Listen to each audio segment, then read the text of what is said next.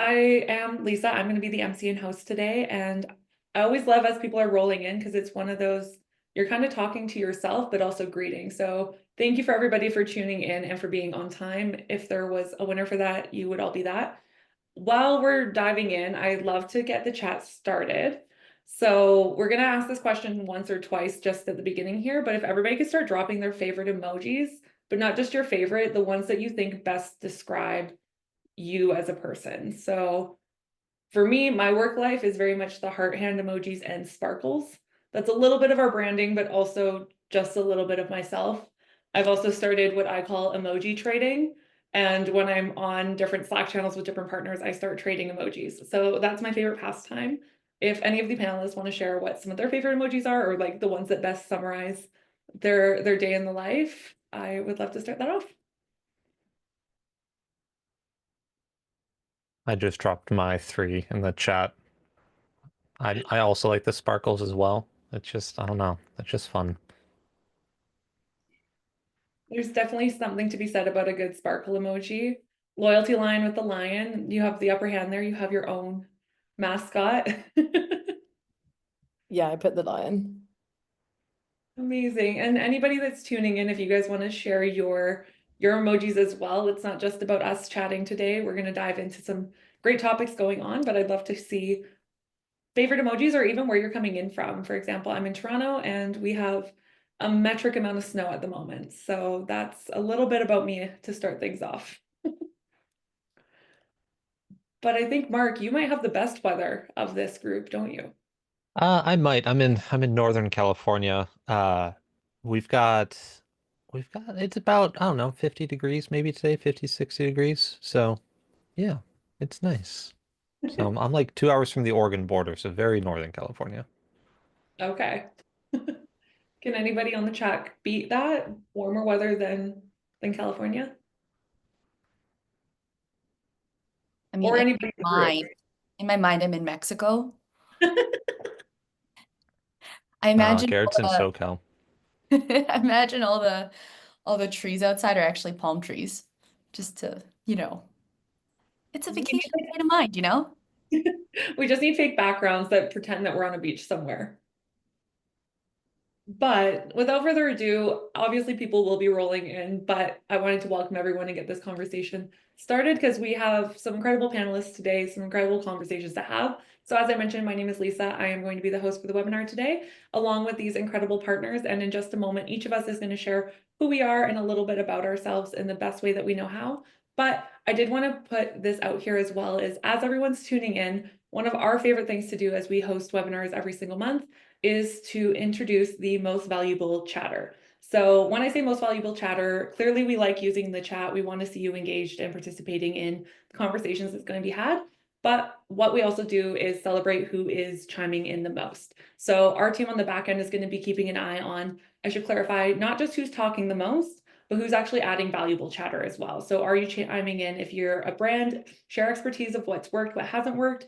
If you're on the tech side and you're like, hey, that sparked a great idea, we love to see what you're thinking about, and each of the partners here have contributed to a little prize for you. So at the very end, we'll announce who the winner is. I'll share my email for you to be able to let us know, hey, this is my address. We'll get all the details at the end, but I really just wanted to put that out there as we love engaging with all of you, and I'm very excited to see who is going to prevail as the most valuable chatter, which is an honor to have. So without further ado, allow me to share my screen. If somebody in the chat can just verify, or one of the panelists verify that they can in fact see the screen. Yeah, can see Yeah. it. Beautiful, that's half the battle. So as I mentioned, my name is Lisa. Welcome to our webinar today. We are diving into personalization to profit, where we're going to chat through different ways that you can engage, convert, and retain your customers using zero-party data. I'm going to go through and let everybody introduce themselves, starting with me. I am the partnership manager here at Because. And a couple of fun things is I am counting down the days till warmer weather so I can actually start golfing again. I call it my hot girl walk all season long, and my team knows it well. I also have 2 wiener dogs. So they are my fur children, and I stand by that my dogs are my pets, or my dogs are my children. They are already pets. Regardless, that's a little bit of me in a nutshell. Yeah. Awesome. I'm Mark. I'm with Because as well. I was a former e-commerce manager at the Adventure Challenge, so really exciting to be here with you guys today. I was actually a customer because before I worked here, so I've got a cool story we can always chat about.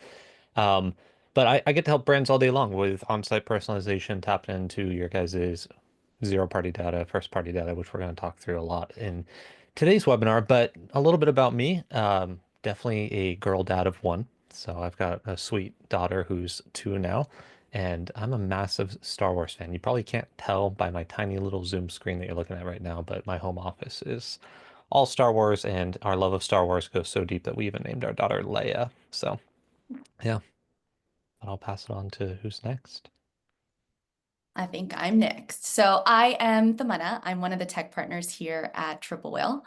At Triple Whale, we provide e-commerce businesses with advanced analytics and marketing tools to optimize performance and growth. But outside of work, I absolutely love traveling. So, like I said before, dreaming of the next place that has palm trees. I like the warmth. I'm also training for a half marathon right now. But I also love chocolate chip cookies, so I call that balance, eat as much as I can, and then just work it off. We love a healthy life balance. I think you nailed it. My name is Aoife. I know it is completely different to how it sounds, but that's how it's pronounced. And I lead tech and agency partners at Octane AI. We're the e-commerce quiz platform. We do pop-ups as well. So we help brands grow their lists, collect zero-party data, and increase your conversion rate as well. I feel like I'm always traveling, which is not a complaint at all. This year I've done 8 cities, which is kind of mental because we're only in February, I think. And I'm currently in Lanzarote for a team retreat, and I am a dog mom to the best boy in the world, Fergie. Oh. We need more photos of Fergie in your LinkedIn. I'm just saying. Oh, don't threaten me with a good time. Cool. Hi, everyone. Thanks for coming to the webinar today.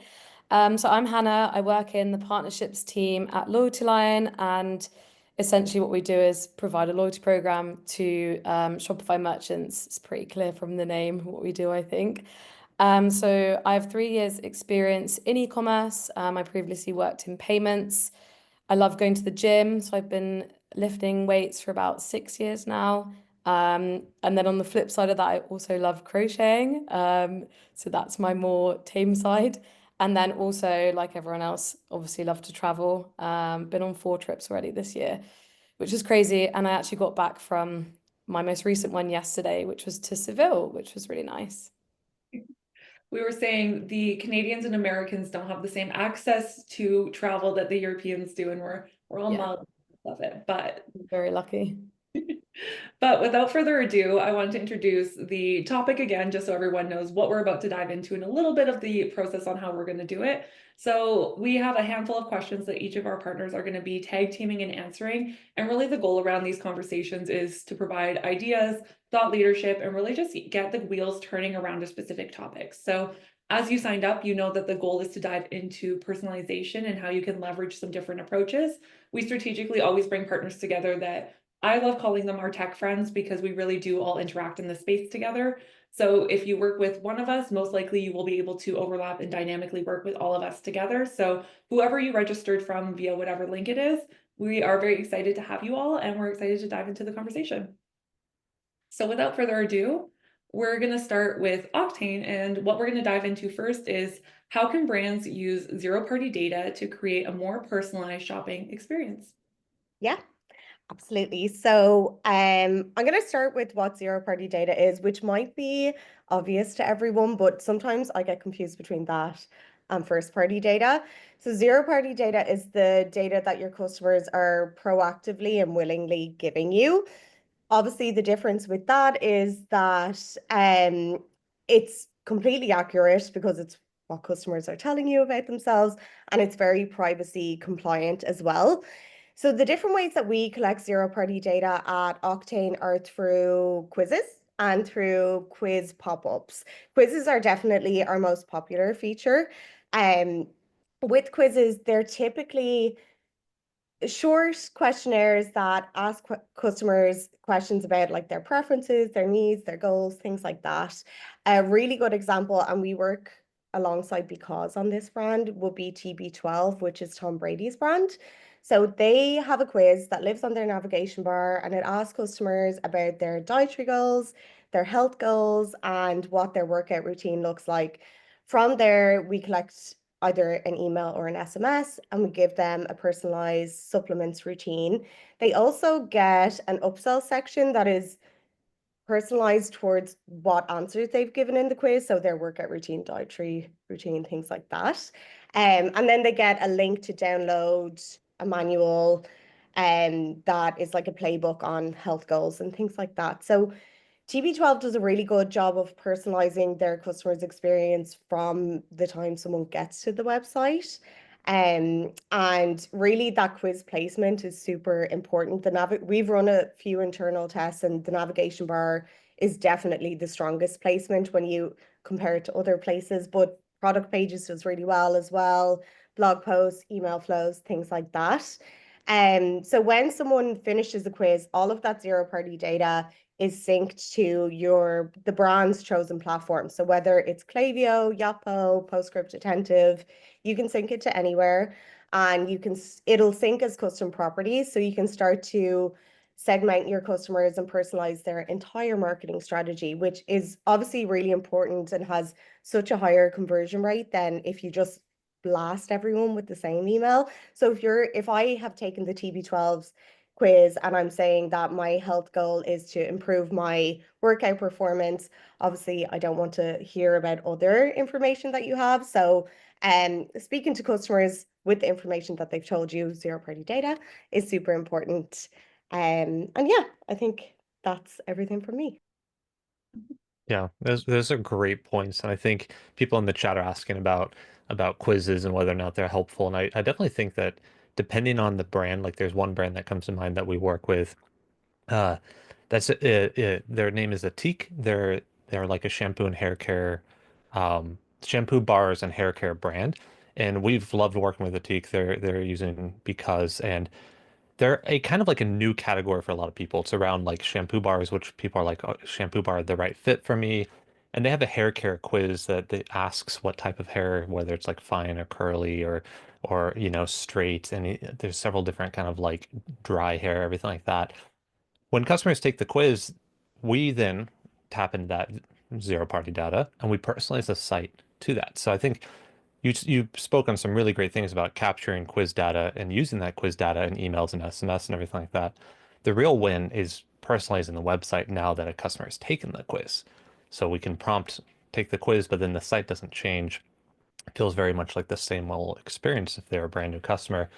So really leveraging the quiz data and actually recommending the products that the quiz says that they would be paired for is a great first start, but then also the repeat visits for those customers. So that one brand I was talking about, they actually saw a 26% increase in conversion rate, a 30% increase in add to cart, and then a 19% lift in order volume by personalizing the site after the customer took the quiz. Because you take the quiz. I know a lot of us have taken quizzes on sites. You take the quiz, you get an email, and then you come back to the website maybe a week later, and it's still the same old website. We get to personalize it and now say, great, you took the quiz. Here's your results. Here's the perfect product for you. Here's the perfect match for you. And it's just a nice reminder, especially in the like CPG brand space, where you're probably coming back a month or two down the road. And you don't have to dig through your email and go, wait, what was the right recommended product? What was the right scent for me? What was the right hair type? Everything like that. So yeah, I would just recommend that you guys definitely figure out you've got the quiz data now. So now how do you personalize that onto the website experience? So I love this use case so much simply because I am a girly who loves shopping. And anytime you can do a quiz and then be told, hey, this is what you should buy, you have me made. So I think being able to use this data in different ways is going to be a really key focus throughout this combo. And I'm excited to see where the other partners also overlap in this, because it is not just quizzes where all of this can be used, which is exciting. Speaking of our other partners, onto how can data-driven insights help brands turn first-time visitors into repeat customers and retain loyal ones? And I'll start over with Triple Whale. Yeah, good question. So, data-driven insights play a crucial role in transforming first-time visitors into loyal repeat customers. And I'll give you a few reasons of why this is. So, first off, by grouping customers based on behavior and preferences, businesses can personalize marketing efforts, ensuring the right message reaches the right audience, just like they said, like making sure that, as an example, having this quiz and then actually surfacing those products, that makes a difference at the end of the day. Second, analyzing past customer behavior allows brands to identify potential repeat customers and then target them with tailored campaigns. Third, personalized experiences. So providing relevant recommendations and content enhances customer satisfaction, and this definitely fosters loyalty. They will come back for more. Understand and optimizing the customer journey improves engagement and conversion rates. I would also say loyalty programs. So think LoyaltyLion. I know Hannah's going to chat right after this, but these data-backed loyalty programs, they incentivize repeat purchases with personalized rewards and exclusive offers. And then last, like detecting early churn signals, this really enables businesses to implement proactive retention strategies, and you can address the concerns before customers leave. So I think by leveraging these strategies, brands can optimize marketing spend, enhance customer experiences, and then just build long-term relationships, because we know how important it is to take care of those customers that are repeat customers, but then also start to gain new customers along the way. Cool. Thanks, Tamana. Yeah, that leads me nicely onto what I'm going to talk about, which obviously is loyalty, coming from LoyaltyLion. So I think, as we all know, and what's pretty obvious, getting those first-time shoppers to come back and buy again is one of the biggest challenges in e-commerce. But for brands who have a loyalty program, they already have all this data to hand from the insights that they're getting from the loyalty program. So by looking at the different loyalty segments in a program, such as redeeming, non-redeeming, non-members, and VIP tiers, brands can actually figure out what's working and what's not, and use those insights to turn the first-time buyers into those repeat loyal customers. So the second purchase is sort of what moves that shopper from kind of just browsing to becoming brand loyal. So it's really important to know what the redeeming members are engaging with and what's keeping them engaged. It could be well-timed points reminders, so using like Klaviyo flows to email the customers to say, oh, you've got a reward to use. It could be something like an exclusive reward, a personalized offer, I think like Tamana touched on. So for example, say if you know that your VIP customers in the higher tiers love free shipping as a perk, you could then offer that to your new shoppers as a limited time deal on their next purchase, or an incentive to join the program and then keep buying.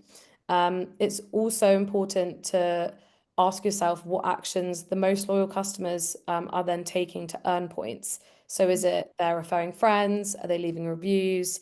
Are they spending more on average per order? And then with this knowledge, you can kind of lean into those behaviors and encourage the first-time buyers to do the same in return for bonus points or a one-off reward.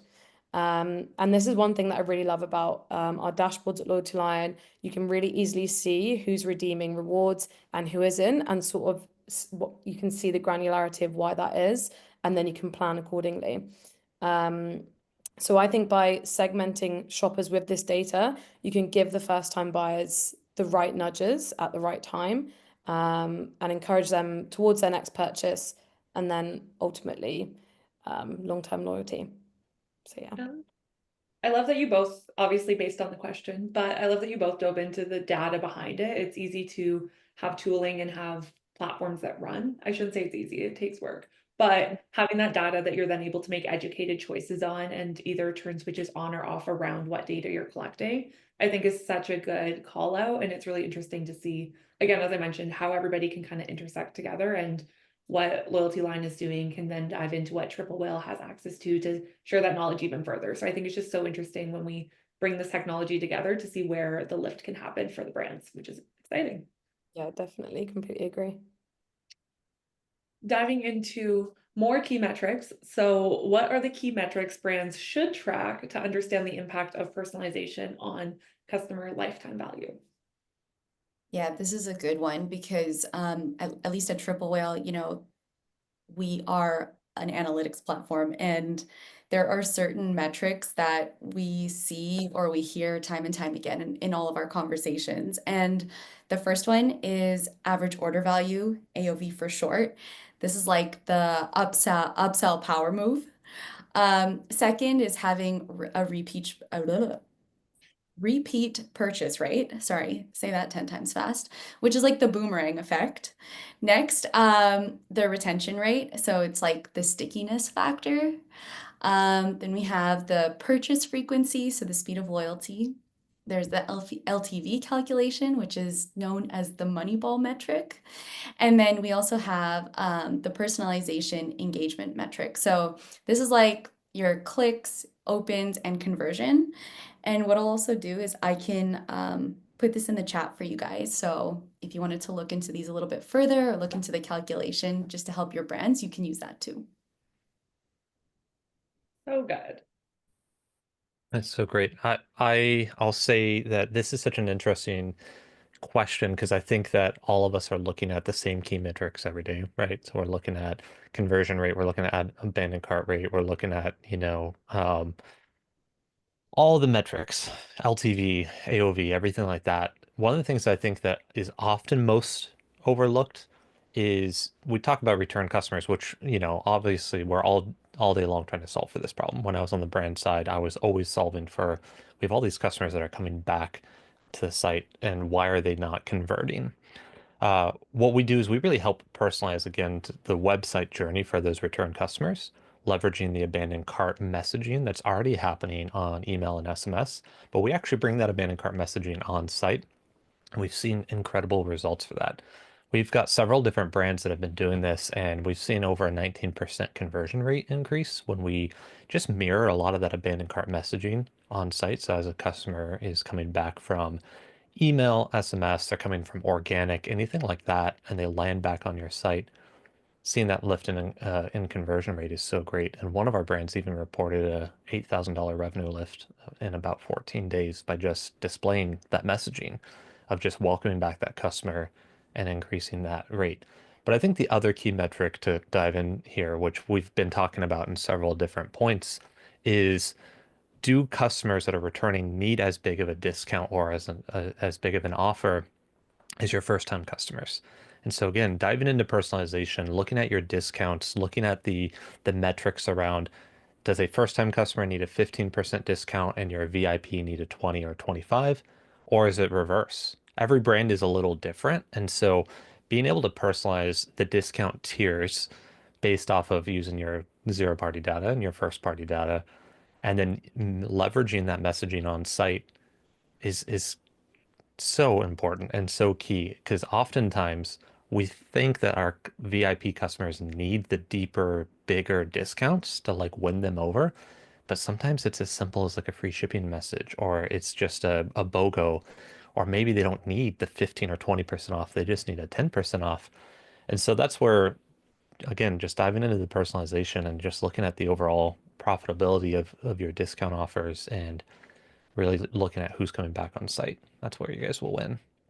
So, yeah. I love it. And I think that examples that you were kind of diving into always just reminds me of we are all shoppers as much as we are also in the tech space. So it's using almost your own brain in a time of how would I resonate? And obviously we're not all the ideal ICP and all those pieces, but it always just kind of makes me think of the use case of something we ran once was selling fast versus low stock, which is the same messaging and it can change conversion so dramatically. And I think that can be applied to like every single piece that we're chatting about is the timing of the message, the amount of the message, the welcome back versus hey bestie, like what phrasing resonates to an audience. So I think it's just so interesting diving into all those pieces. I do want to take a brief pause to just do a little update on the most valuable chatter. I am going to apologize for name pronunciation before I dive into it because Everybody knows this is not my strong suit, and I genuinely worked hard to fix it. But we have two people that are killing it in the chat at the moment, and that is Brianna as well as Gelzine. I am so sorry. I know I did not get that right, but we're gonna go with those two pronunciations at the moment. And the two of you are adding questions, you're chatting in there. So we have two more questions that we're gonna dive into before we go on to see who is the most valuable chatter. But I just wanted to do a little pulse check of who's chatting and what's kind of being done on the back end from our team. So without further ado, we're going to continue this. And also let me know, is this insightful? Is this helpful? And is there anything that you're hoping to hear a little bit more about while we have two more questions to go? So would love your feedback in the chat there too. But without further ado, how can brands use first-party data and loyalty insights to enhance retention? And I love that we're bringing our quizzes and our loyalty into this combo as well. So clearly we can see how everything interacts together. Yeah, I love that too, because really bringing loyalty and reviews and everything like that into your retention strategy is essential, I would say. So combining the zero party data that you're collecting with your first party data is a key retention strategy, I would say. And the first way we recommend increasing your retention is by sending your quiz results, your quiz pop-up results, and yeah, basically those quiz results will work as a bookmark. So if a customer has taken the quiz, they've gotten their results, we recommend sending that instantly when they take the quiz, because if someone isn't ready to purchase straight away, if they want to wait for payday, if they want to wait to replenish a product, anything like that, at least they have those quiz results stored in their email, in their SMS, and they can refer back to that at a later date. And then from there, we really recommend that brands tailor their marketing so it's completely personalized. So you're using the zero-party data to speak to customers one-on-one, and then you're using their behavior as well to tailor their email marketing. So one example would be if I took a skincare quiz, for example, and I told that quiz that I have dry skin and I'm looking for a serum.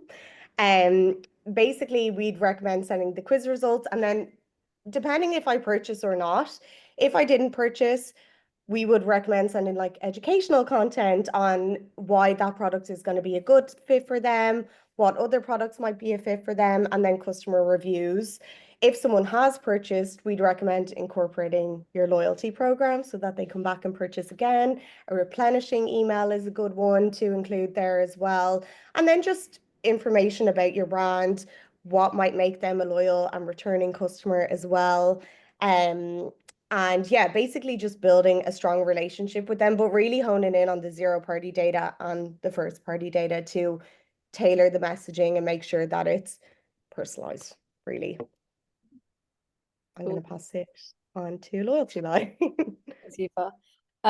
Yeah, so I think it might seem pretty obvious that a loyalty program can and does enhance retention, but if you're not using the insights you're gaining from that program and the first party data that you're getting, then it might not perform as well. I know that gaining customers' data is a bit of a game changer for brands, because it really enhances that personalization and allows them to hone in on their customers and target them and sort of hit them at the right time. And this is really where loyalty comes into play. So it's a great sort of vehicle to collect data outside of the issues that surround first party data. Also, when a brand actually integrates a loyalty program, it leads to an increase in retention. So a redeeming program member is actually 6 times more likely to make a second purchase than a non-member or non-redeeming member. So using this first party data means that your customers are actually actively signing up for the program and willingly giving you that information. So things like their email, their purchase history, their preferences in exchange for things like rewards, points, moving up tiers, exclusive benefits. And then, as Aoife mentioned, some brands also do things like quizzes and customer profiles to collect more of that data. A great example that we have is we work really closely with the Inky List, and they give their customers the option to fill out a skincare quiz, a hair quiz, which is like really tailored with specific questions. So once a customer answers that, they know things such as their skin type, their preferences when it comes to shopping on the website, their lifestyle habits. This data can then feed into the loyalty program, and it means that merchants can send these targeted messages to the loyalty members with things like personalized rewards, offers, experiences. And for loyalty members, this could also mean things like exclusive early access to products that match their profile that they've set up. And this in turn kind of keeps the customers coming back because they feel like they're having a really personalized, like nice experience with brands like the Inky List, which then stops them from going to other competitors and keeps them loyal and retains them. I love it. And I will always go back to my roots of being a really great shopper, but it kind of leans into that. It was a trend for a little while of like to be known is to be loved. And it's kind of like that with a brand that knows you, with whether it's through a quiz, through personalization, through all these areas of data points that we've talked about of when you come on a site, if it recognizes you and just knows you, you feel so valued as a person that is just purchasing maybe a lip gloss. Yeah. So it's truly something to be said about these My points. favorite is when they email me on my birthday. They're all like, "Happy birthday!" And I'm like, "Oh my God, guys, you remembered my birthday." My favorite is And when it's it just comes in at like 12:01 and it's always like, which brand knows me the most to know me? Like they let my husband know my happy birthday. You know, jokingly, like I tell my family, oh, it's my half birthday, and none of them will wish me. But then I got something from Cobb saying like, hey, happy half birthday, come in for a free scone. And I was like, at least someone loves me. But Yeah. it's such a clever thing because now I keep talking about it. I need a cake brand to give me a half birthday like cupcake or something. Someone needs to get on that. See, I love that this is the part that everyone is relating to in the chat as well, because it is ultimately what we are going through is we all just want to be known and recognized, and sometimes that is a half birthday. So if your brand's not sending a half birthday, you could be leading the charge on that. That's a free gimme that we didn't know was coming in this conversation. I'm going to dive into this last question, and then there is a little last thoughts from all the brands as well. So, or all the partners, I should say. So definitely we want to make sure we're staying in, getting that chatter at the end. But last question, just as a little warning for the audience, why should brands implement a loyalty program, and how can it drive conversion and long-term value? Yeah, this is a great question. And you're hearing answers in different forms already answering this question, but what I want to kind of like tie off on this one is, we think about how oftentimes it's not too hard to acquire the first customer. Like a lot of us can sometimes capture that first customer, but really it's like the repeat customers, the repeat purchases. And there's so many brands that we work with that because that are kind of competing against themselves. And when I say that, it's the Amazons, it's the local retailers, it's the brick and mortar stores, it's even, Target, Walmart, whatever, especially if you're like in that CPG space. So like why would a brand or why would a customer come back to your site and purchase again and again? And that's where loyalty we've seen really wins out. I know LoyaltyLion, Hannah's going to talk a lot about this, but what we've done is we've really leveraged using that data on like, okay, what are the key value props of your loyalty program? There's one brand that comes to mind that was competing against themselves on Amazon and even Best Buy and other retailers. And so on their website, they were messaging value props on going like, if you purchase from us, and you join our loyalty, you're going to get extended customer service support. You're going to get extended returns. You're going to be able to like have us like almost a white glove service with it, but you're also going to like rack up points and then you get bonuses and you get birthday gifts and all this stuff. And it's not necessarily giving away money, but it's creating a loyal customer on your site and really kind of competing against the Amazons and everybody else. And there's so much here. I'll just briefly share that one of the brands I was talking about, they simply just messaged above the add to cart button using our tool. They just looked at the data and looked at who wasn't a part of loyalty, used some value props on loyalty, and then they just said join our loyalty program today and start becoming a part of our guild is what they called it. So they treated it like a special VIP club. And they saw a 25% increase in conversions. So customers were more likely to buy and they interacted with that element by purchasing, and it drove repeat customers, and it just drove retention, which was so great to see. And I know there's so much more I could say, but I know everybody's been chatting in here. I'm just going to drop my email in here. I know we're going to all share contact information as well, but as you guys have questions around this, I would love to chat with you guys all about this. So yeah, I'll pass off to you, Hannah, though. I don't want to steal too much of your thunder. Thanks, Mark. Yeah, honestly, could talk about why brands should implement a loyalty program for hours. But I'll try and keep it brief and touch on the most important points. So I think something that's definitely become way more evident in the past sort of 5 years is that loyalty programs aren't just a nice to have as competition's growing and e-commerce is more and more saturated. It's super important for brands to have a loyalty program to keep those loyal customers coming back and grow their long-term revenue. So I think, firstly, something that we've definitely found from being in the space for over 10 years is loyalty members spend more and they shop more often. So redeeming members have a higher lifetime value, they shop more frequently, and they have a higher AOV. And I think that's really attributed to things like the personalization side of it, hitting those customers at the right time. Say they're in a tier and they're 100 points away from moving on to the next tier, you can encourage them to come back and make that repeat purchase by sending them an email or nudging them via SMS, or doing something to just make them think, oh yeah, like I want to be in the next tier and get exclusive access to this reward or free shipping. I think when customers know that they're earning points or unlocking rewards, they're way more likely to then keep coming back to that same company. You wouldn't buy the same product from 5 or 6 different companies if you're not really going to get anything from it.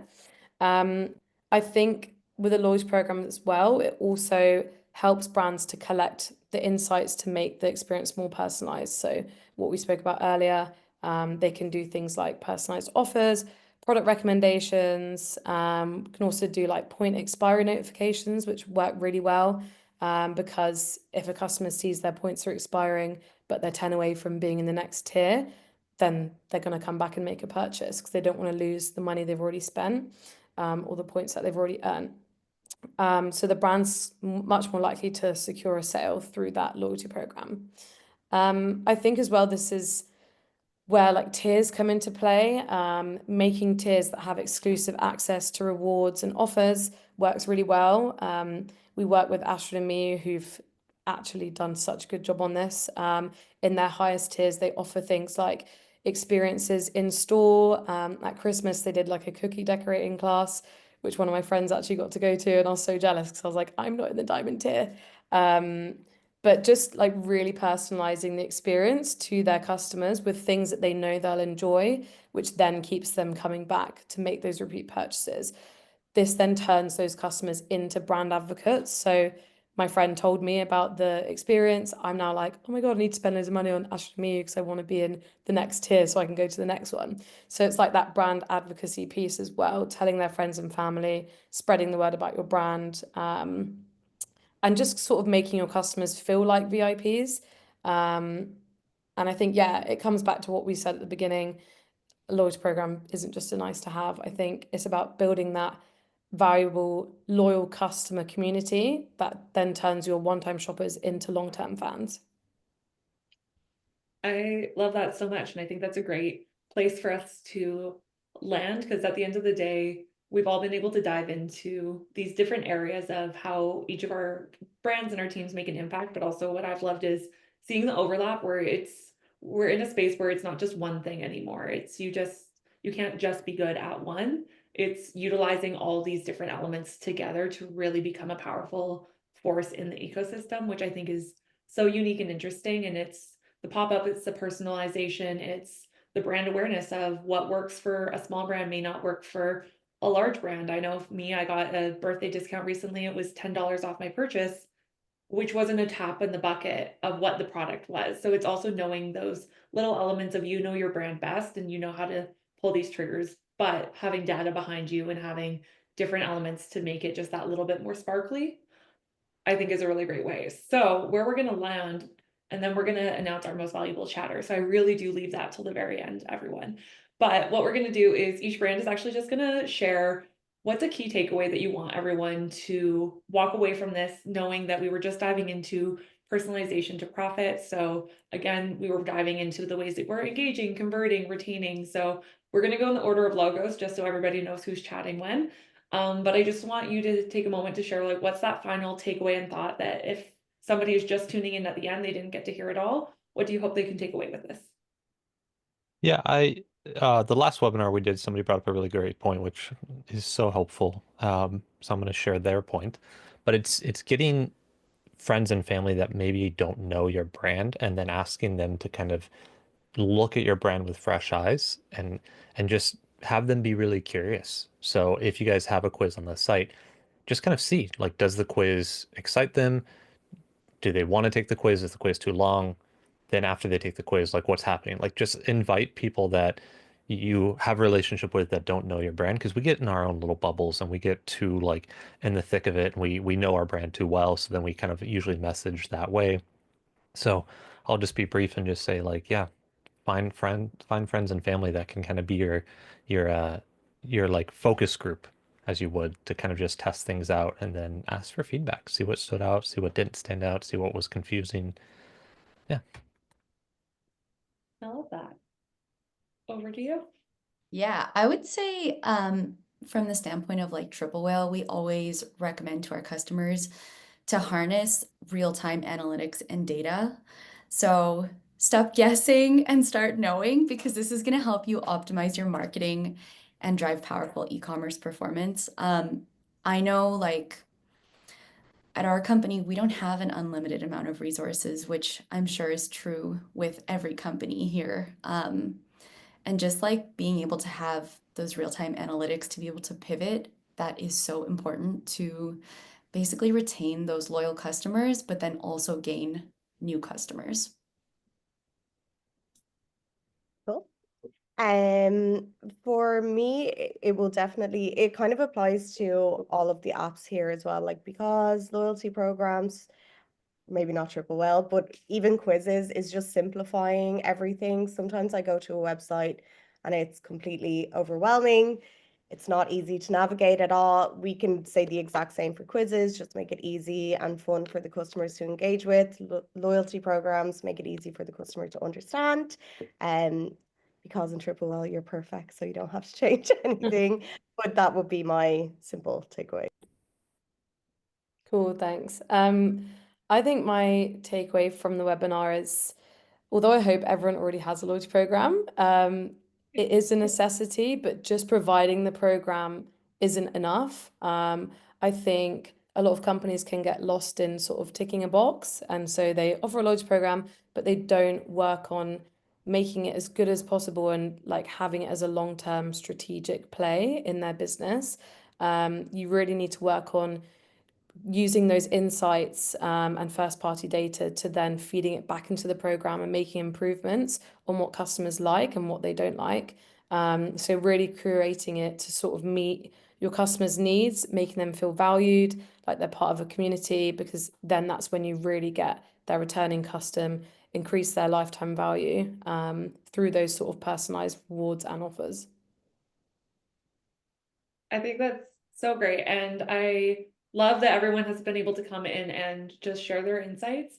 I also want to do a selfish little call out of, I love the female presence on this as well. Mark, we know you're a girl dad, so you will also be a big supporter of this, but I think it's always great to just being able to share insights. This was not strategically planned either, but it has been a really fun conversation just seeing all the incredible women in the tech space getting to lead this conversation. So very, very proud to be a part of this one, I think, is what I'm going to say there. But without further ado, I do want to shout out the most valuable chatter. I will turn my screen share off because there's nothing more to see there. But without further ado, it was a close call and there was a lot of great insights and conversations and engagement. So just thank you for everyone for doing this. Obviously, we're all virtual and we're all chatting together, but we really love having the engagement here. I do want to say congratulations to Brianna for chatting the most, adding insights, asking questions. Congratulations for using your yapping to the best that you could in this chat. I know that award well. I am going to post my email just below, if you shoot me an email, I will help set up getting all the swag and prizes your way. So it'll be a fun little but almost like a birthday week for you, but just from us instead. So very excited. And I just want to say thank you to everyone for joining this. It really was a really lovely conversation, and all of the partners will be reaching out afterwards with emails, and there will be a recording as well. So if you want to share this with team members or you had to step out, this recording will be shared with everyone. So on that note, have an incredible rest of the week, and thank you again for joining. Cheers. Thanks, guys. Everyone, bye.